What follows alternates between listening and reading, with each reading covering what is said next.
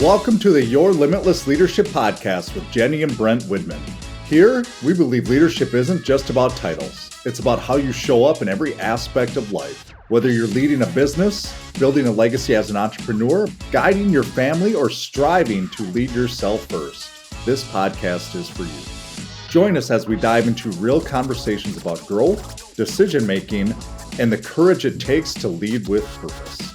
Get ready to be inspired, challenged, and equipped to become the limitless leader you are meant to be. This is Your Limitless Leadership Podcast. Let's lead without limits.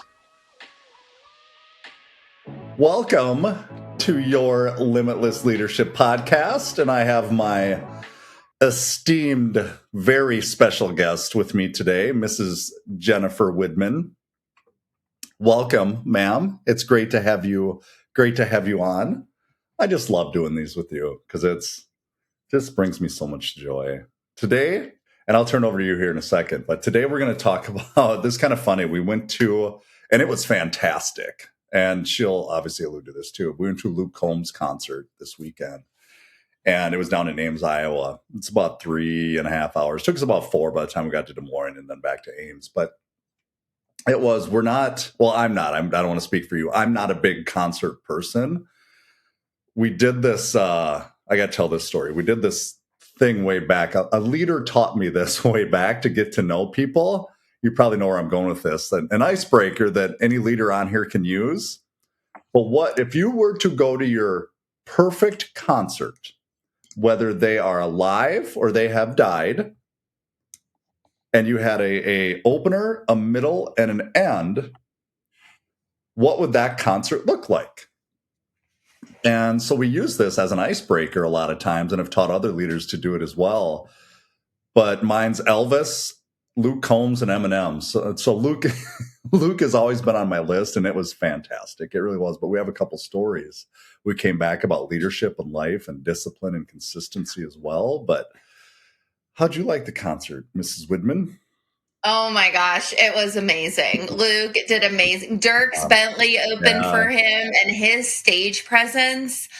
Oh my God, it was so good. He just knew how to work the crowd. He was so confident. Like he just knew what to do, and you can tell he's been doing it for a minute. And it was amazing. But there's quite a few stories that we're gonna weave in here, and I made this. So the reason why Luke Combs means a lot to Brent and I is because he is the guy that has our wedding song. Mm-hmm.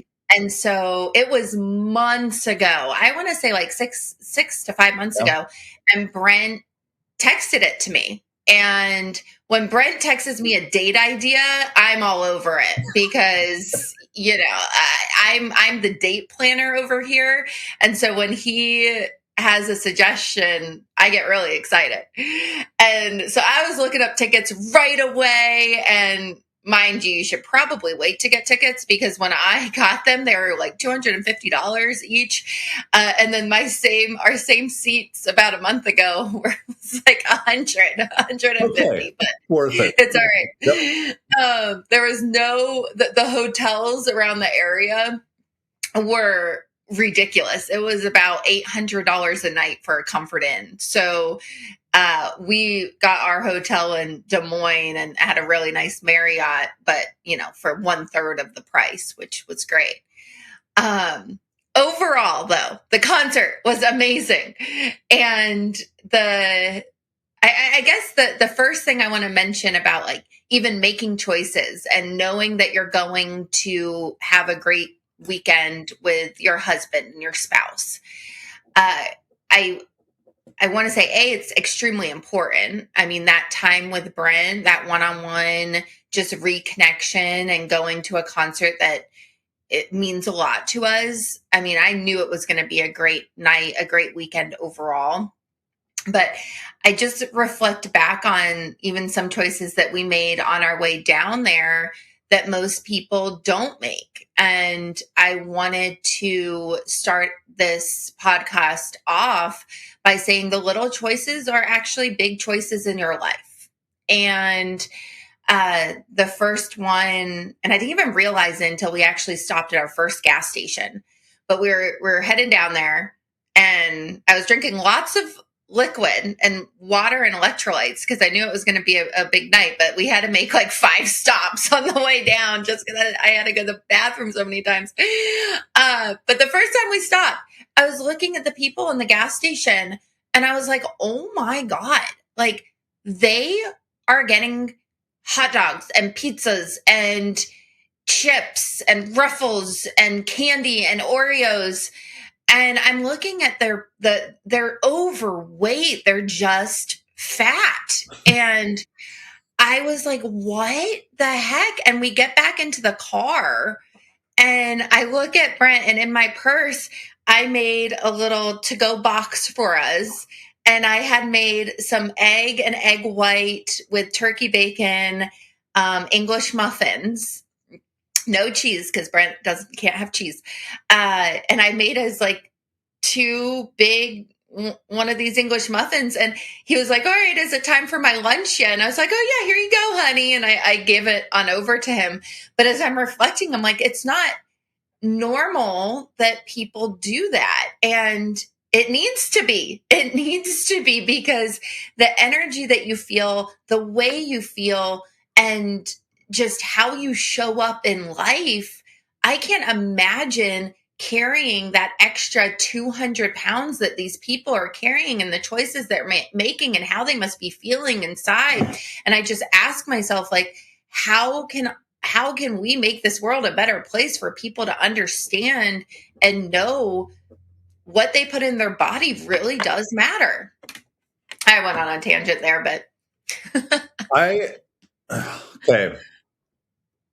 Whatever. Some may like this, some might not. But lead the way that you want to. If somebody looks at you and you're a leader that looks like that, and I don't care if it's to your family or your team or what have you, you're doing them a disservice, is what you're doing. And like Jenny just said, this is a choice. I don't know how else to say it. It is a choice.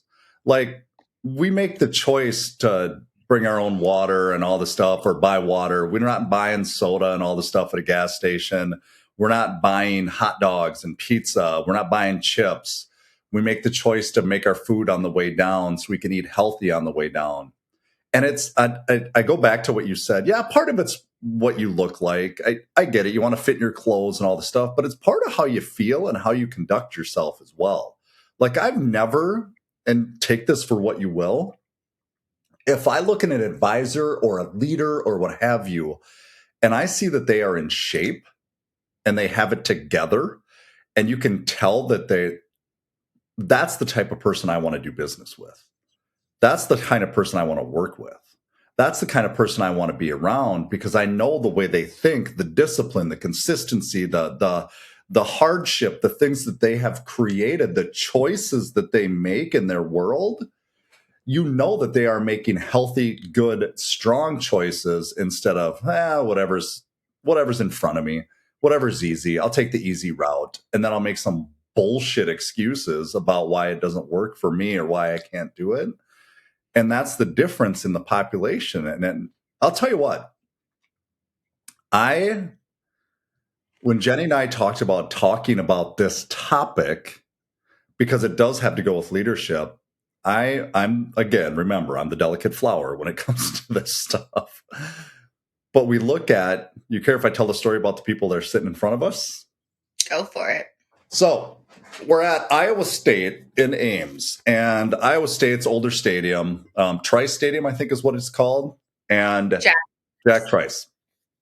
And they have bleachers, so it's not like stadium seating where you have your own chair. It has bleachers, and on the bleachers they have 1, 2, 3, 4, 5, 6, 7, 8, 9, 10, and we were in what, 8 and 9, I believe, and the people in front of us were probably, I think, 6 to maybe 14, give or take.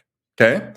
Numbers. Yeah. Yep. Numbers on the thing in front of us. And when we got there was 4 people sitting in those seats, and they were taking up 6 through 14. The entire 8-seat section. Those 4 people were. Mm-hmm. And then 2 other people show up, and now they're all squeezed in to these 8 seats. You got 6 people, and mind you, there was no more room for the other 2 people. Nothing. And then the other 2 people show up. And that guy has to squeeze into the seat. Now they got 7 people trying to sit here, and his wife or spouse or girlfriend, whatever she is, had to sit in front of him, and she was pissed because he wouldn't move down. Nobody had bought those seats in front of them, and he wouldn't sit with her. There's some kind of thing going on. I don't know what. And none of them were comfortable. None of them were happy. All of them were just, you could see it on their faces. They were uber uncomfortable. And I'm sitting there thinking to myself, this is what we've come to as our role. Her role was pretty, like the girl beside me, you could tell she's a runner, right? Like, and you could tell her kids were like athletic. You could just tell by looking at them. And then you have Jenny and I sitting, and then the people beside us, same thing. And we're looking in front of us. Yeah, we got lucky with our section. And it's sad to think that we got lucky because the people took care of themselves that were in our row. Because if we had been that row in front of us, we would have been miserable for 5 hours. 5 hours. So you look at it, and then 2 people get up because I think they're just embarrassed. And then 2 more people get up. So you have 4 people sitting in a row of 8, basically, where 8 people should be sitting. And now they can finally sit comfortable. And I'm sitting there thinking to myself, I mean, one of the ladies had to have been 400 pounds. And she took up 3 of the 8 seats. I'm sitting there thinking to myself, is this the world we live in? Is this why? Why does it have to be that way? And then you start going down this path of they should make these people buy 2 seats, because there's, like they do on airplanes now, or I don't know if it's Southwest or what have you, or American, but you have to buy 2 seats if you're over a certain weight amount. And people get mad at that.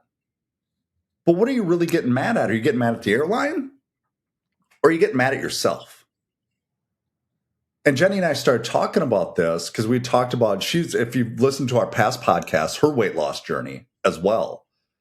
And she got up to, 215, give or take?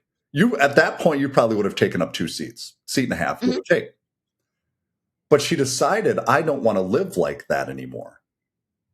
And that's how we know. I myself, back in college, I'd gotten to 205, 210.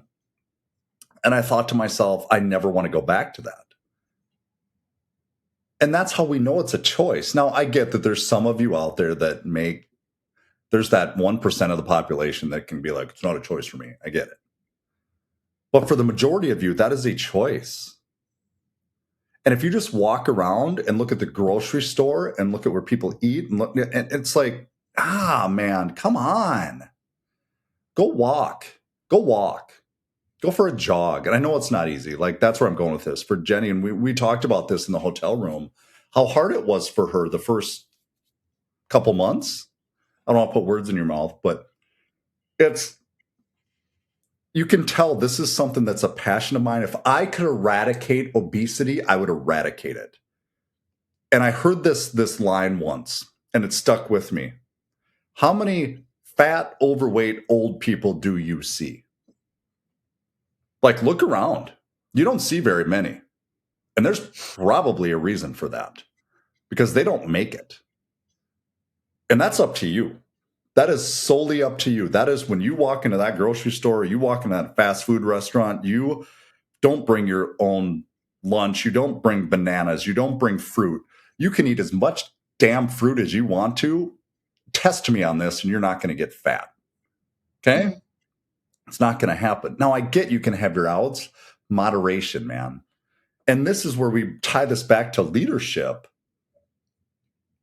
There is something to be said when Jenny Widman walks in a room and she is put together and she is dressed to the nines, not just dressed normal. And people look at her and go, that girl's got her shit together. And then there's people that are overweight that walk in the room and you're like, where's the level of respect for yourself? There's my rant, I guess. I'll turn it back over to you, but you can tell. Well, I'll ask a question you here in a second, but it was funny too, because on our way back from the concert, we stopped into another gas station, and there was this really fit dad, and he had a daughter. I'm guessing it was two daughters, and one of the girls came up to him in the teens and goes, "Dad, can I have this?" And it was grapes and cheese. And then the other girl came up beside her and was like, "Dad, can I have this?" And it was a bag of Ruffles. And the dad looked at both of them and he said, "Yes to you, the cheese and the grapes." And he said, "No to you." And then he said, "Go get something else." And it's like that little choice there where the dad could have easily said, sure, to whatever, the kids wanted. But he consciously, I saw it play out in front of me, said yes to the protein and grapes and no to the bag of chips. And I was like, it starts with us. It starts with us as the parent, as the leader of whoever you're leading, to help them make the better decisions and give them the boundaries that they need, but the discipline that they need too. And I go back to it is about balance and moderation too, because we made the better choice to bring our own lunch and have bananas, and I had my eggs and protein for breakfast and stuff. But for dinner, me and Brent went and got Mexican and, fajitas and chips and margaritas, skinny margarita, but margarita. And it's like, okay, if I would have had the fast food and had a bagel sandwich for breakfast and all these things and had the Mexican, I probably wouldn't feel that good at night either. But I like to say that it's not that we deprive ourselves or whatever word you're thinking of. It's just moderation, and you need to balance out the times that you are doing that, because we're not doing that on a Tuesday. And I mean, it's funny, but our kids know that we do not get pizza or go out for a meal from Monday through Thursday. They know we don't do that. So it's the weekend comes around, and that's when we can reward ourselves with that cheeseburger. I don't even want to say reward, but have a cheeseburger. It's those things that are super, super important. But going back to my question about, it's not necessarily being fat or how you're feeling. It's, Brent, that when you look at a leader and they're in shape, they're making the little choices. They're making the choices to get up and go for that run, or get up and go work out, or whatever the case is. Talk to me more about how you've incorporated discipline in your life and that consistency, and knowing that it's not always easy, or we want to do. Yesterday, we did not want to go for a run, or we weren't dying to go. Well, I wasn't dying to go for a run, but I did. But it's, how do you incorporate that in your life, and how on the days like yesterday, you've changed your mind to be I get to, and I want to. My first thought, and change your choices, change you, is kind of what made me my first thought on that. But to answer your question, like yesterday, I won't shy away from it. We don't drink a whole lot. And I'm 50, so let's call it what it is. And we drank at the concert. So we were not feeling 100% yesterday. And then we drove back 3.5 hours. But I'll tell you what, that 75 to 80 degree run in Minnesota, and I get to sweat all that stuff out. I don't care how fast I go. I don't need to go run a 7-minute mile or an 8-minute mile. I can trot along at 10. And it's still doing more than 99% of the population is. And that's, or 98, whatever you want to call it. But that's what bums me out. So to answer your question, the discipline, is that really what you're asking? How? I made a decision a long time ago, and I never take more than 2 days off working out. So if I don't go Monday or Tuesday, I have to go Wednesday, whether it's, and I'm telling you a long time ago, this is 20 some years ago, I made this decision, probably 25. And I haven't taken more than 2 days off, not even when I'm sick, not when I had COVID, not blah, blah, whenever else. Like, just don't. Because it's a decision. And are some days really hard? Yeah, man. Like, I got to tell you, I tweaked my back a couple weeks ago doing deadlifts or legs or I don't know, something. And it was hard to work out because you don't want to get out of bed. But once you get up, like I was even thinking this morning, once I got up and I got outside, that fresh air, and then when you get done working out, there's this thing in you that just feels so accomplished. It just feels so personal, so like I did something today that nobody else can take away from me. And it's really hard to describe that. And I was thinking about this, like, why do I do it so much? One, I thoroughly enjoy it. I just enjoy it. But I don't enjoy the beginning of it every day. Yeah, it's my time. It's my thought process. It keeps me grounded. It keeps me sane. It keeps me from not getting upset or angry, or it keeps me patient, keeps me pretty much stress-free. It does all of those things for me. Like there was times when Jenny and I, when we first started dating, and you know how it is when you first start dating, you got to figure each other out and all the things. She'd be like, you need to go for a run. Because I'd get frustrated. And she knew, but that's on me. And I think answering your question of, it's not a discipline thing anymore. It's just the person that you become. If I don't work out, or if I don't do something, if I don't sweat, if I don't do something that shows my wife how much I love her, that shows my kids that their dad is strong, that shows other parents that you can do this, that shows my parents that my son is healthy and successful, that shows my brother that he can run a marathon, that shows people that when I walk into a room, bar none, when I walk into a damn room, or when we get new coaching clients, they are asking me, what do you do for your workouts? Help me. I need accountability around working out. Every single one of them for the last 13 years has asked me that question, whether they were in shape or not. Tell me that doesn't make you feel good and want to keep doing it. Like, those are the reasons. It's not because I want to sit on a podcast and say, look at me. It has nothing to do with that. It's all the other stuff that comes with it. It's the way you feel and the way you look and the way you act and the way you think and the way people around you respect you and the confidence in which you carry yourself. Like, tell me this, Jen, is there a different confidence from where you were 2 years ago to where you are now? Mm-hmm. I mean, yeah, that's a no-brainer. Is it though? Because some people don't know that. If you're listening to this and you're thinking, that's me, you're not alone. Let's call it what it is. You've got the drive, you've got the experience, like you have it. You have it. You know what you're doing. But something still feels off at times, or things could be better. We know that. They can be. You know there's more.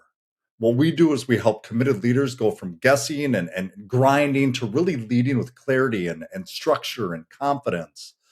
We're offering complimentary DNA strategy calls. We're going to evaluate how you're leading, where performance might be breaking down. It happens.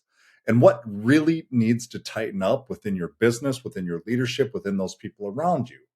Then we're going to take this next step. And what we're going to do is build accountability, the skills and the systems to create that consistent or those consistent results around it.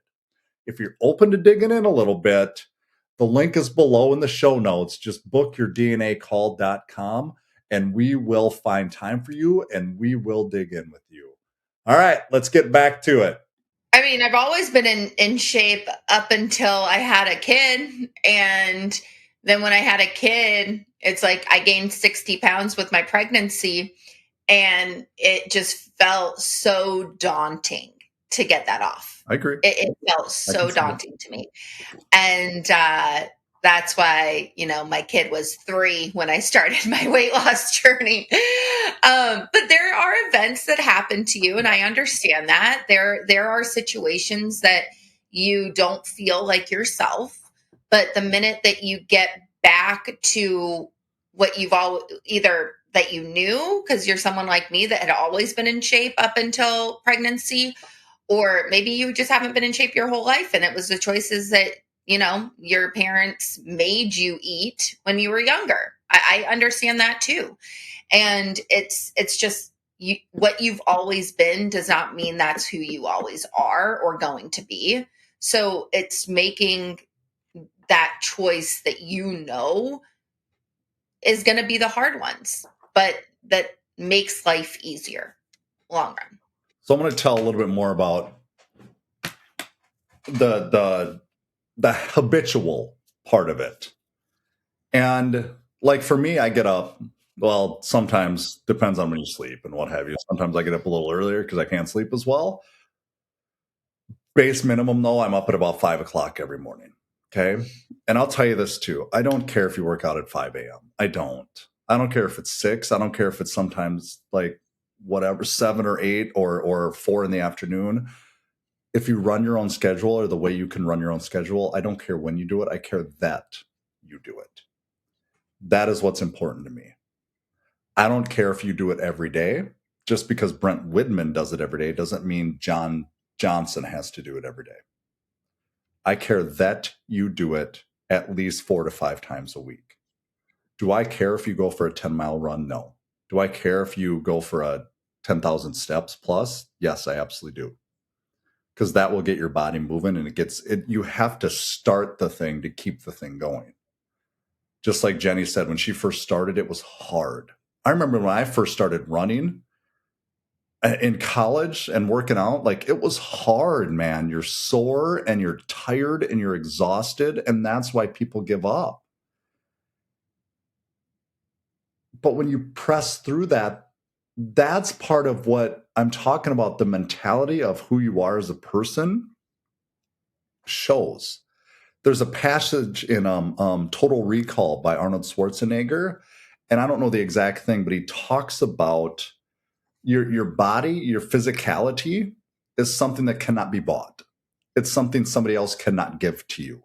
It's something somebody else cannot do for you, but it is the culmination, the dead level best of respect that somebody else can look at you and see what you have created. And that's part of what, for me, keeps me going.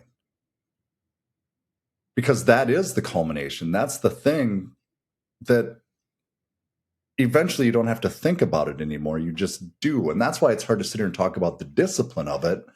Like Jenny used to talk about Brent's disciplined, but I don't look at it that way. I look at it as it's just a thing that I do because it's the identity of the person that you are. So your identity is either 50 pounds overweight or your identity is being in shape. And I don't care what kind of shape you're in shape. Doesn't matter if you're 6% body fat or 12 or I don't care as long as you're in shape. I think you know what I'm saying here. But it's amazing to me how many people notice it and talk about it and approach you about it. It's crazy. I don't know how else to describe this. I wish I could take how I feel and transfer it to somebody that they could feel the way I feel for a day.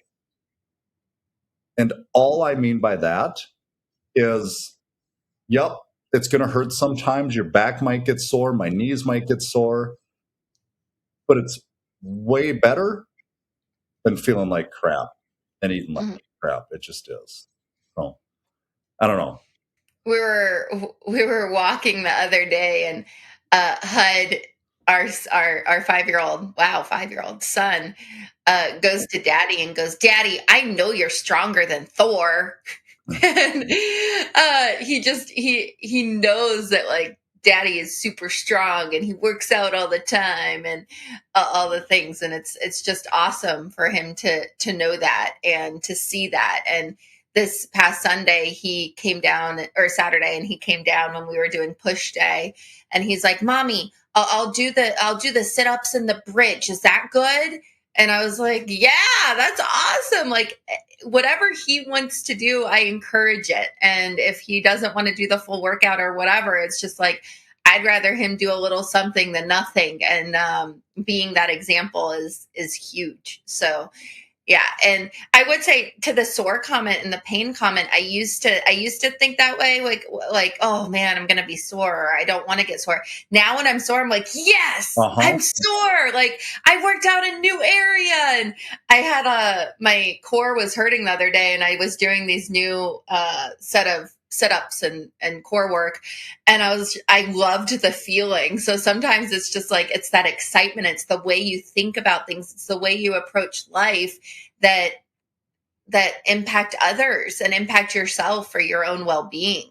So I want to tell the start of the other story, and I'll have you finish it, Brent, of what happened at the concert, because it does go along with how you approach life. And as you know, I was telling my best friend what had happened yesterday, and she was like, I cannot believe you and Brent like were that nice. Like, she couldn't believe that this happened and what had come from it. But I really do believe how you react to situations that happen to you really impact.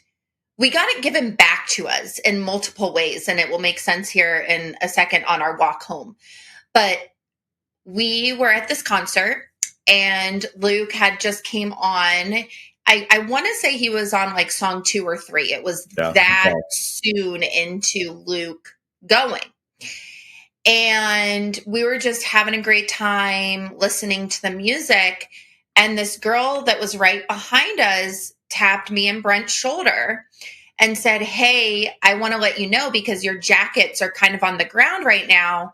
This girl that's behind you, and she was directly behind me, squatted down and peed all over your stuff on purpose twice. I was like, did I just hear that? Like, wait, she peed?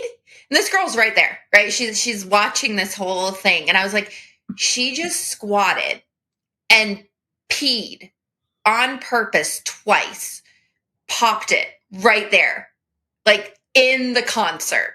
And I look at Brent and I'm like, this is not real life. Like, this is not real life. It smelt like piss. Like, when I'm saying it smelt like it, I could not smell anything other than it. And we look at this girl and I go, did you really just pee? Like, that's disgusting.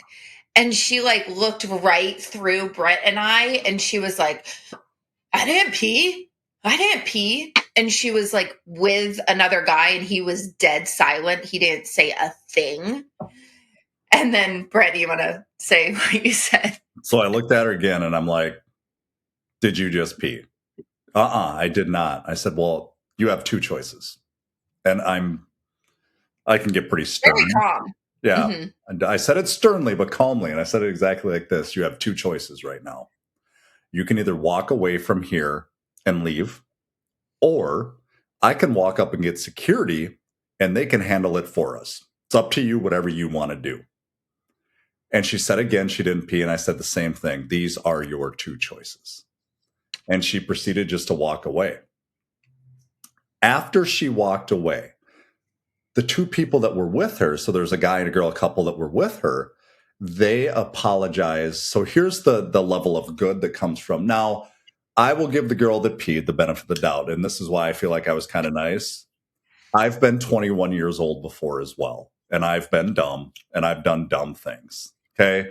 And I'm guessing that's probably where she was at, a little intoxicated and probably a little dumb. She may have woke up the next morning and went, what the heck what did I do? Or her boyfriend or whoever reminded her, or her friends. The couple beside her, the friend she was with, apologized constantly.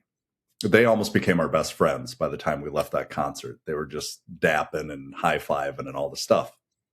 I'll get back to that. The people beside us, okay? So not only were they really nice, the lady that told us, thank you to her, because we would have never known. We would have thought somebody just spilled the beer, somebody spilled water, whatever it was, all over our stuff. And then as we're about to leave the concert, when it's winding down, the person sitting right beside us that I just alluded to was in shape and her kids were in shape. She had this blanket. And she said, you know what? Take our blanket and wrap your stuff in it, and you can carry it with that. So I proceeded to carry it out with that. Now let me go back to the couple that was with a girl that peed. He actually he went to shake my hand, and he was doing it nonchalant because he didn't want anybody to know. And he had a $50 bill in his hand, and he said, use this to dry clean your coats. Now, this kid can't be more than 22, 23 years old, so he's probably in college as well. And I don't mean this in a bad way by any means, but I've been in college, and he probably needs that $50 way more than I do, okay? And that's where my mindset was. So I actually went up and got Jenny and I and those two drinks because it just felt like the right thing to do. I don't want their money. I don't want their money. But the smile on their faces when I came back with them, like, there's so much good in the world, even when things happen. And I love that Jenny brought that up because this is what I mean by a leader is not a title. That couple showed leadership by being the people that they are, not about the money, but just smiling, laughing, apologizing, being stronger than the person that they were with. That person beside us that gave us the blanket showed leadership by just saying, hey, you can take this. In the big scheme of life, my $15 blanket is going to help you carry your coats of pee, basically. And then the girl behind us having the strength. Let's call it a hard conversation, a crucial conversation to say, hey, this girl right here is peeing and it's going all over your stuff. She didn't have to tell us. That was probably really awkward for her to have to tell us that. And those are the things that resonated with me. And even the girl, like, she made a mistake. I'm guessing she doesn't go around peeing on people's stuff, right? Like, she made a mistake. And to have all of that happen at this concert, that made it even more entertaining, I guess. Yeah. It did. And we were leaving and we walked like 2 miles away from the stadium because it was just ridiculous amount of traffic. I'd rather walk way out, get way more steps. I mean, we got over 21,000 steps. So way more steps than driving anyway. Yeah. Well, we were getting an Uber, but the amount of traffic was just insane. So we were walking and we took turns carrying the blanket of pee because it was heavy. Like once you carry it for a good 5 minutes, your arms are struggling because mine was like a huge winter coat, that had piss all over it. Well, we were walking and the $50 bill fell on the ground. Yeah, I went to get my hat and it fell out of my pocket. Yeah. Mm-hmm. And a guy that was walking behind was like, hey, someone just dropped money. And Brent was like, was it a 50? And he's like, yeah. And he was like, oh, that's mine. And the guy gave it back to us. Like, that is leadership. That is, you could have done the wrong thing, taken the 50 and had, some beers paid for yourself. But he was nice enough to mention it out loud and to give it back and stuff. And it's the right thing to do. It was the good thing to do. And with all these like little experiences and how we're tying it back into be the leader for others, be the leader for people around you, like that was really awesome of that guy to do that for us and to give that 50 back when he didn't have to.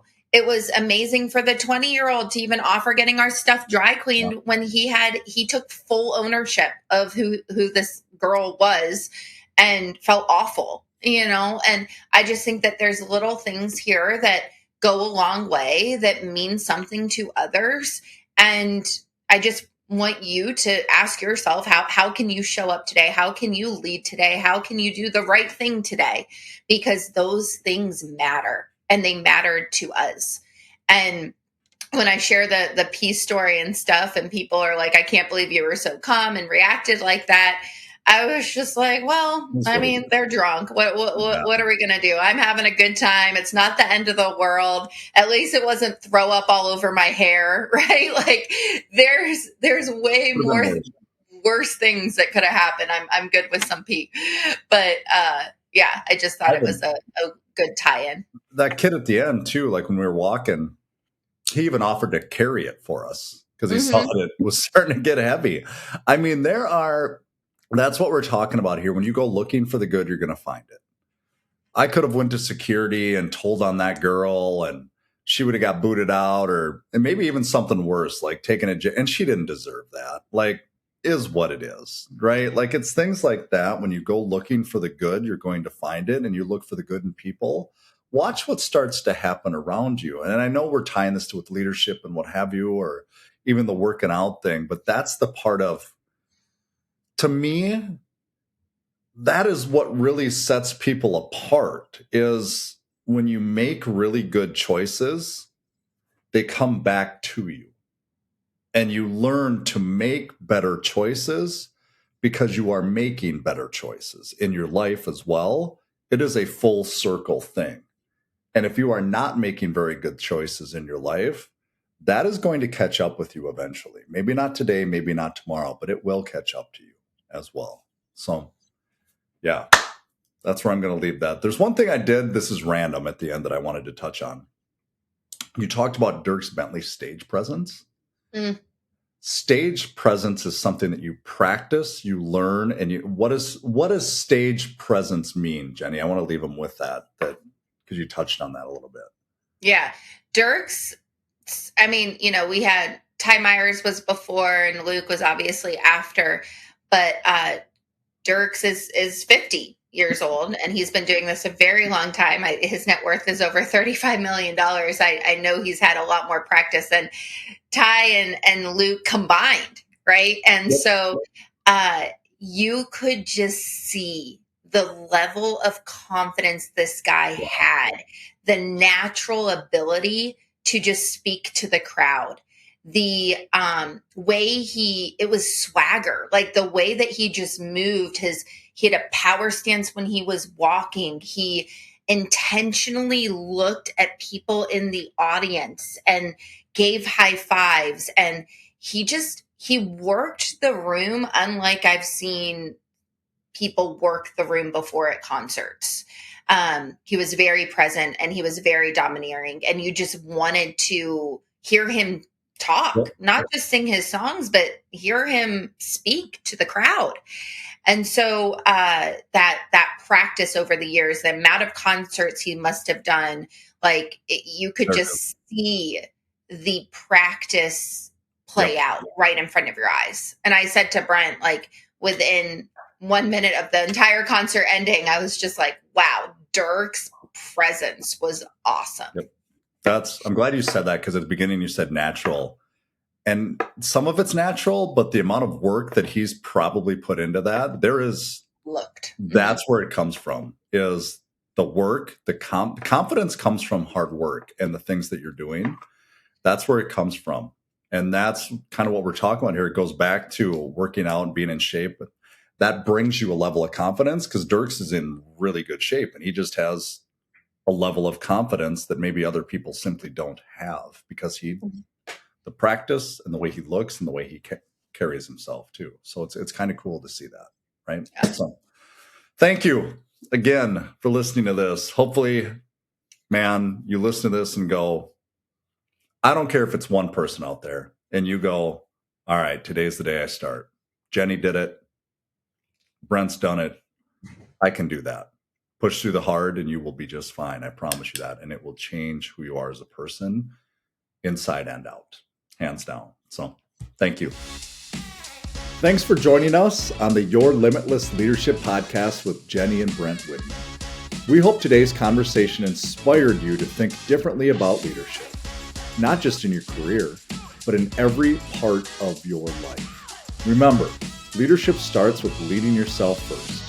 It's about taking action, making bold decisions, and showing up with purpose. Now, It's time to take what you've heard today and put it into practice. Whether it's in your business, your community, your family, or your own personal growth, start leading without limits. You have the power to become the leader you're meant to be. Until next time, keep pushing your boundaries and leading with purpose.